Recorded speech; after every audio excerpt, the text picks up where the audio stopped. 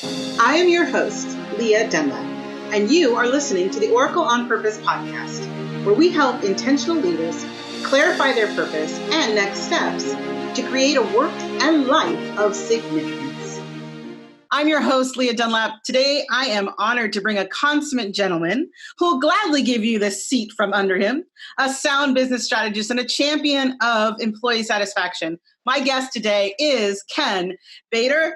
Ken is the founder of Bator Training and Consulting, Inc., or BTC, as well as the Police Officers Credit Union Association, and has more than 20 years of experience in helping organizations reach new levels of effectiveness by aligning their brand, culture, and strategy. He is the author of The Formula of Business Success equals B plus C plus S, and The Pocket Guide to Strategic Planning, the 90-day quick fix for the business owner or manager. Ken has hosted and produced 4 separate shows, including Branding the Experience, Cool Culture Corner, the CU Business News Broadcast, and Beyond the Call. His articles have appeared in many trade publications, including the Credit Union Journal, Lifestyle Entrepreneur, CU Business Magazine, ABA Bank Marketing, and is one of the first category directors of the recently launched Podcast Magazine, which we've both been in, so I'm excited to hear more about that. Ken is a well-sought-after speaker and has presented during several conferences, both in person and virtually, worldwide, including an appearance as an icon of influence during the New Media Summit, which is where we met. And I'm so excited, again, to talk a little bit more about his podcast as we get going here. He is born and raised in Chicago. He earned a BS in finance and an MBA in entrepreneurship from DePaul University, as well as a certification in integrated marketing from the University of Chicago. Ken is currently residing in Southern California with his wife, Peggy. BTC is headquartered in Orange, California. Thank you so much for being here. Welcome to the show, Ken. Thank you for having me. That sounds like a great bio. I wonder who wrote it. I feel like you might know the guy. Yeah. I think I'll have to slap him a little bit and say, it needs to be a little bit shorter so we can get on with the show. Let's get with the things. Yes. Well, I'm really glad you're here. And like I said, and most people know, I am the Oracle on Purpose. I'm an intuitive business architect. So, I spend a lot of time helping people figure out what their life purpose is and how they can align that with their business genius so that they can really deliver what they're meant to deliver to the world. So I'm curious to find out from you in regards to your own business, how do you find alignment with your purpose and business genius in your work? Oh, that is an awesome question. I should have asked you when you were on my show. I'm going to learn from you. There's a long answer to that, but frankly, the way that I find alignment, and I know this isn't a religious show, but frankly, in prayer. I learned the hard way in the not so recent past that in order to really be in alignment, I can't be in the physical or in the emotional space or even the mental space to begin with. I need to be in the spiritual space. So literally, I begin my day with a prayer and being centered in that particular way. And I found that has helped me. It has helped me in my business too. I know that you probably have a number of people in your audience, especially if you're working with entrepreneurs, which I know you are. It's very easy to be overwhelmed, especially now that we're entering into some kind of new normal, whatever that is. And without having that really, really deep foundation, it's tough. I get overwhelmed too. And frankly, throughout the day, I find myself going back to that very first activity. Is like, all right, what in the heck did I learn today from that prayer? Because I need it now. and it always seems to bring me back. Yeah, send me my angels right now. Yeah, I love it. Yeah. And I think it's beautiful to note, yes, I am definitely a person who is open to all things spiritual for that very reason. Because I believe that we do need that cornerstone of alignment, right? Like to be able to tap into that. And I love to hear that you're doing that on a regular basis as part of who you are and what you do. And tell me, I'm curious, like, how did you get into this particular niche? I know that you went to school for business, but why business? Like when you were a kid, is this where you wanted to go? I'm just curious. Again, great question, and I will try to not make it a half an hour long answer. But, when I was in high school and beginning college, I thought of a few things that really interested me in business and marketing really did. But I also, at the time, I was in much better shape back then than I am now. I actually, for a very, very brief time, and I stress the word brief, I was very interested in becoming a firefighter. I did a little bit of training.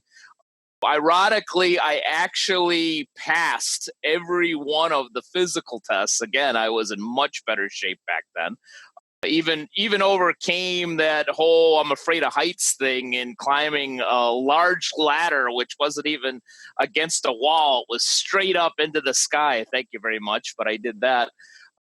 But I found that the two areas which kept me from going into that profession, one, I never passed the written test. Something about, the physics and the chemistry that I kept skipping in high school, that you actually kind of need that in that role.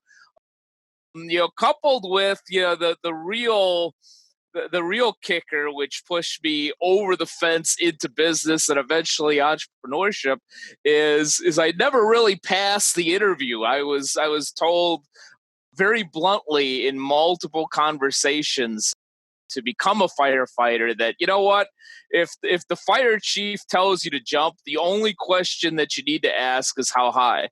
And even back then in my late teens, early 20s, I'm like, never been really good at taking orders. Maybe I need to rethink this. I think that's great that, you and I were just talking just before we got on today about the fact that my father was in the service. He was a police officer for just over 30 years in, he started awesome. In Los Angeles, actually. He started back in like Watts and Gardena and there is definitely a very unique person who can be in that role. And I know that you, as well as I, have great, we honor their work and the work that they do. And I see that in the work that you're doing and the things that you're sharing on your podcast. And you were just telling me that there's a little bit about what you're doing there in regards to your podcast that's coming back to that. Do you think that having that affinity for the work that they do is part of why you have some of the podcasts set the way that you do? Possibly. I basically, in essence, run two businesses. Bator Training and Consulting has always been the main business, if you will, or the umbrella. That was started in 2001. But in 2003, 2004, had the opportunity to start the Police Officers Credit Union Association. And I always had an affinity for first responders. Whether that's been just slightly, frankly, or in really going and diving into a true appreciation, high appreciation for first responders. But where I think that kind of really accelerated is, and I'm sure you know about this from your father's service, and please pass along to him my appreciation for his service.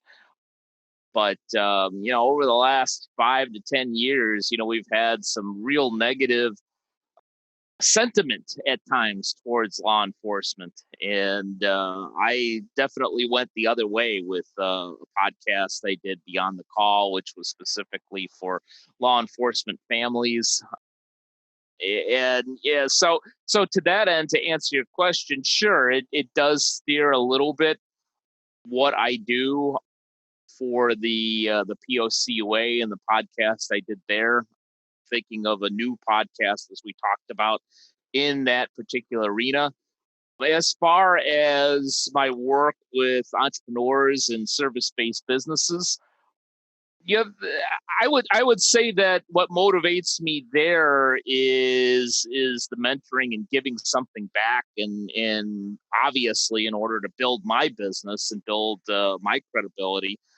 But some of the first responder stuff does come in. Like, for instance, I've done shows for some of my first responder friends that also are entrepreneurs in small business. The one that comes to mind is Blue Angel Coffee, which is run by a gentleman named Josh Rios. He's an active law enforcement professional, and also produces some real kick-ass coffee, by the way. My favorite coffee. Nice plug for Blue Angel Coffee. Well, and I think I love that you just again mentioned like we are like the first responders, and I think this ties into branding a bit too, in the sense that when a spotlight is put on a situation the right way, we can influence how people react to that. And I think that's part of what you're saying Sure. here is, when you give that message the right visibility and the right connection, then people can get a clear image of what it stands for.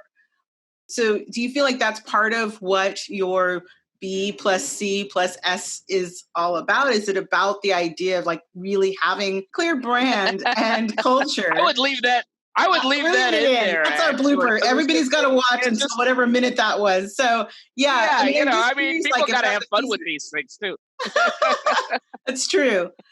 So what do you think? Is it a part of that to really be able to, like, as a spotlighting piece and tying into people's emotion? How does that play a role in what you teach people on in that arena, the branding arena? The way I think of branding is telling your unique story. And whether it's in the first responder arena or in the business arena, we all have a story to tell. And I also stress that branding and marketing are not synonyms. I get a lot. Oh, you're a marketing specialist. Oh, you're a marketing expert. And yes, I am, but it's much bigger than that. Branding is about your image. So, from two different angles, from a business standpoint, you need to put an image out there that's not only going to attract business, but it's also going to be supported by the culture. That's the whole branding the experience concept. You can't put an image out there that you're this great family restaurant and then have people walk in and have a culture where, your bar is packed and everybody's swearing and so forth. Nothing wrong with the latter, frankly, but then that's not a family image that you should be promoting, obviously. And from a first responder standpoint, yeah, in terms of unique story, and I work with a lot of organizations that either work with or serve police officers and other first responders. It's about connecting to those people that you serve, understanding that, hey, we work with a specific niche of people here, that it's different than working with, say, just teachers or working with the general community and public, that this is a different focus and understanding what that means for your brand. Doesn't mean that working with teachers is lesser or working with the community isn't as important as working with first responders. It's just simply different. And you need to understand that in order to be able to brand the experience for those people you serve. That is a great point, and I think that ties to the idea that we all have something to offer, right? Every one of us has something, and that's that unique thing that if we're telling the story right, then people get to have that unique piece of who we are. When you look at the work that you do with your clients, where do you see, or what is your vision for the impact that it will bring to the world, the work that you do? Because I know that everybody is impacting the world in some way. What is your vision for having an impact on the world in a positive way?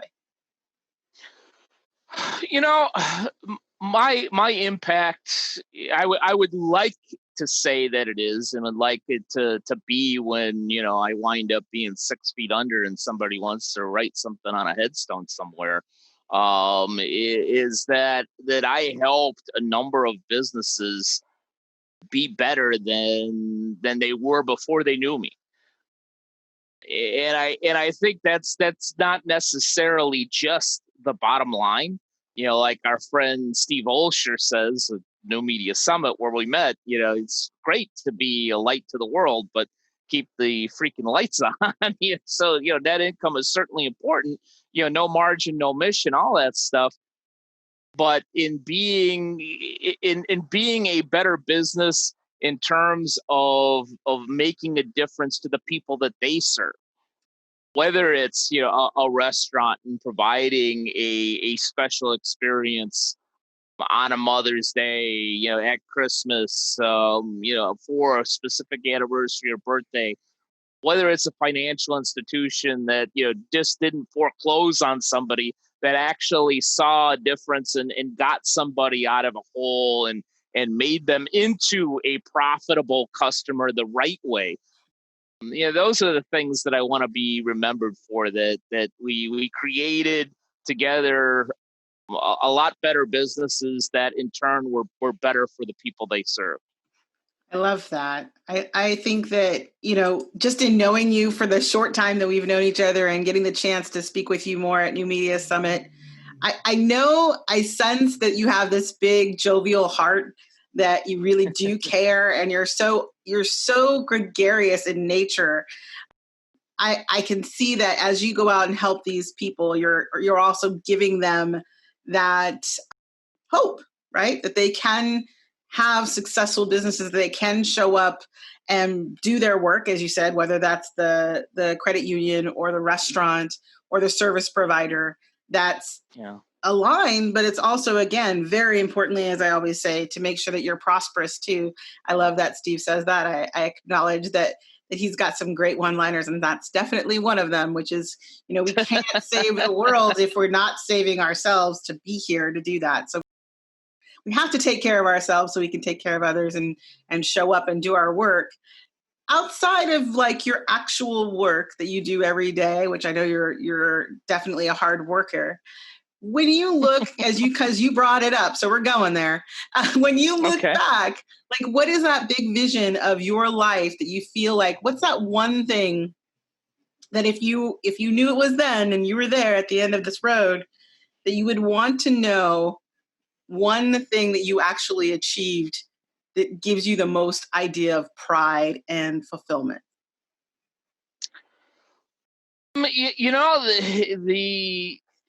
The biggest achievement, frankly, for me, this is going to sound a little corny, but it has nothing to do with my businesses or my shows, was frankly to get somebody as awesome as my wife to actually want to marry me. She's a great lady. She accomplishes so much every day. She actually does work in healthcare, which can be difficult these days. But she is definitely a lot nicer, a lot kinder, a lot smarter than I am. And for her to 100% want to marry me and stay with me for over 8 years. 8 years, awesome! That I haven't screwed that up. That is currently my number one achievement. It probably, whether I go down for the count, 10 years from now, 10 minutes ago from now, or 30 years from now, that will probably still be my biggest achievement. Well, I tell you what, if you show her this video clip, you're going to get a lot of mileage out of that one. So you got that going for you. As a wife myself, that would be very nice to hear my husband say. So I'm sure she'll appreciate the acknowledgement. As we kind of begin to wrap this up, I do want to hear more about your program and how, I know you've written the book and you are focused on branding and culture. And so what do you think the biggest issue your clients come to you with when they know we need help? What is that big thing that they're struggling with when they know they need to reach out for help with you? What I'm finding lately is that they know that something's out of whack, but they don't necessarily know what.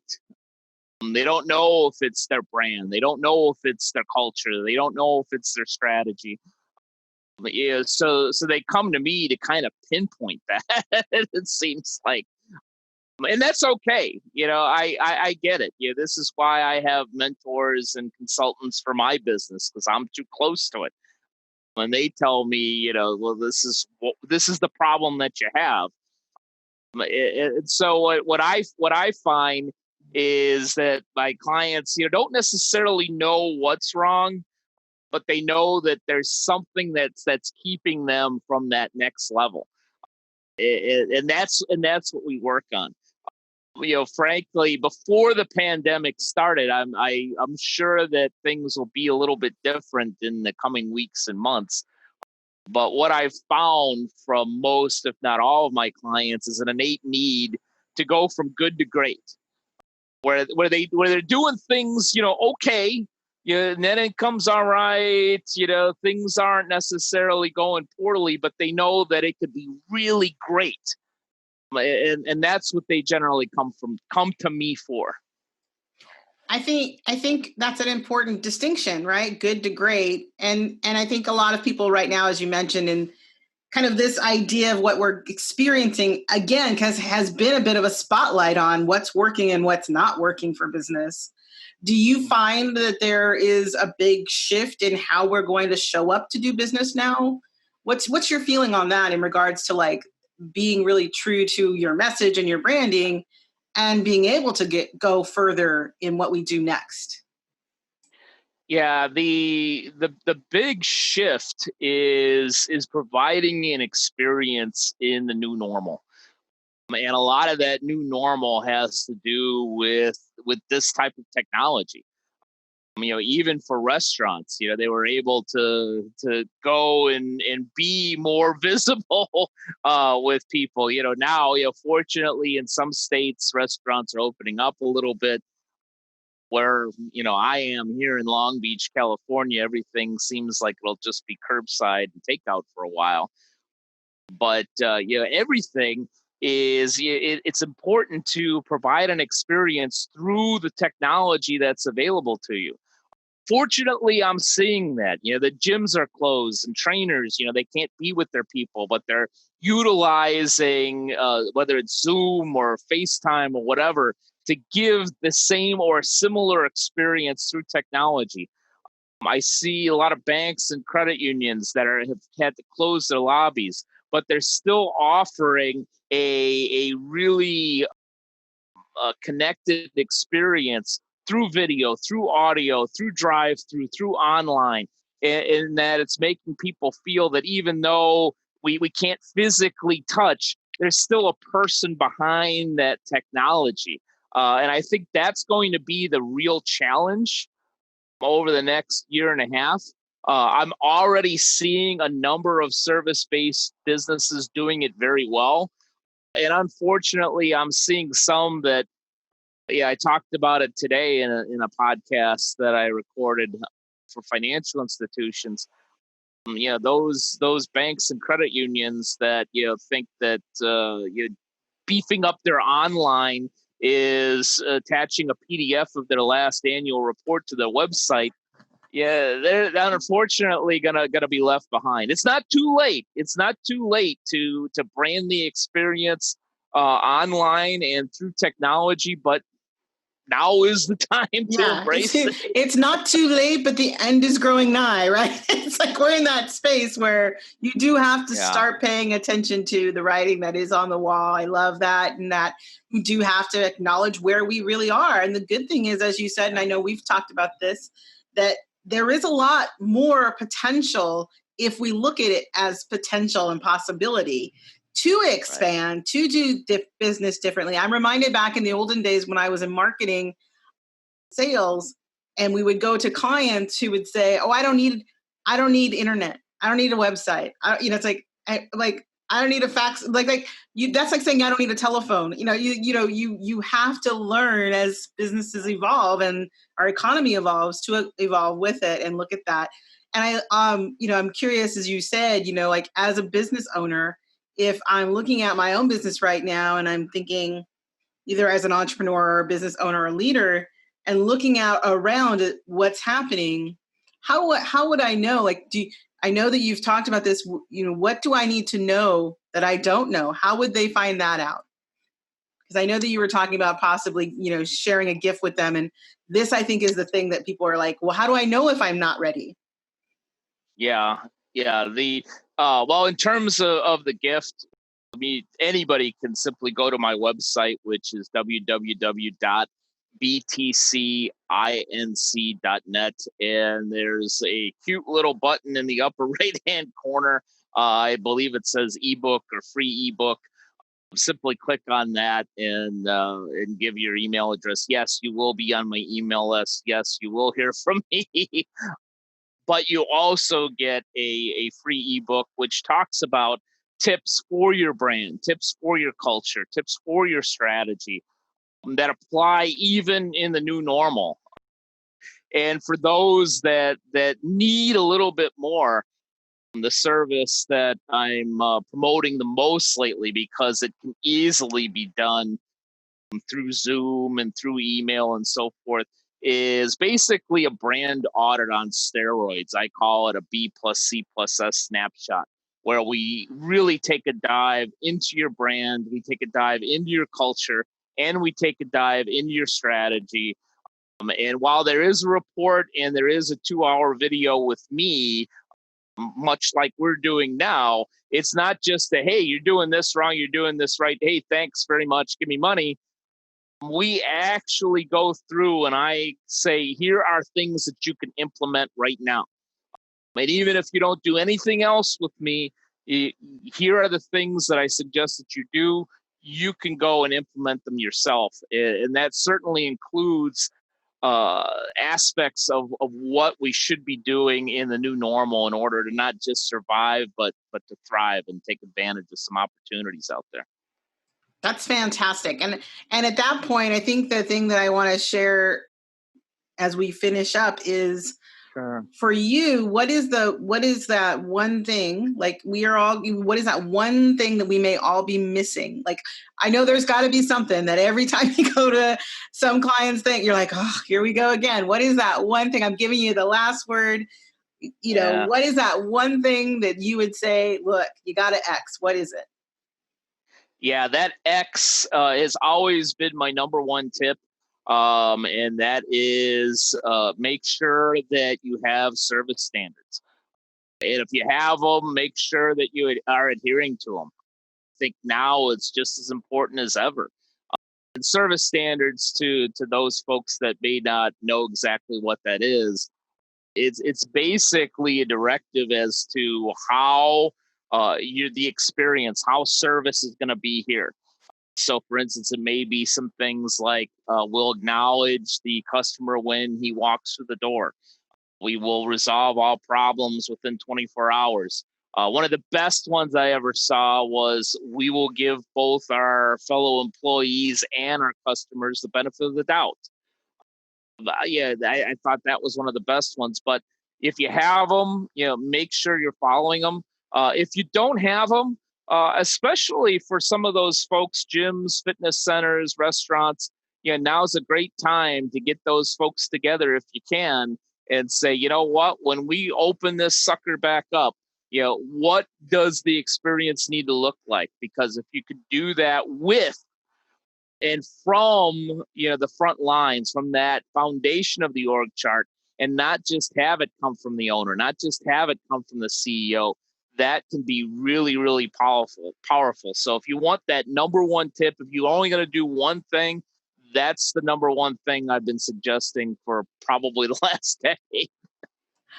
That is awesome. And I think you are so spot on that people are going to go back out there, and those first, you kind of have a chance for another first impression, right? Like if you've been out of their mind or their awareness for a while and you need to fix some things, now's the time to get that in place. What a great tip. Thank you so much for being here and sharing your knowledge and your smile. I'm excited to share all of these great tips with the audience here. I'm Lia Dunlap, the Oracle on Purpose. This is Oracle on Purpose podcast, and we're glad to have you back. Keep watching, and we'll see you next time. Thanks for tuning in to the Oracle on Purpose show. If you found value in this episode, we'd appreciate you leaving a comment. Also, you can subscribe and ring the bell if you haven't yet. If you'd like to get clear on your highest vision and next steps, go to oracleonpurpose.com. See you next week.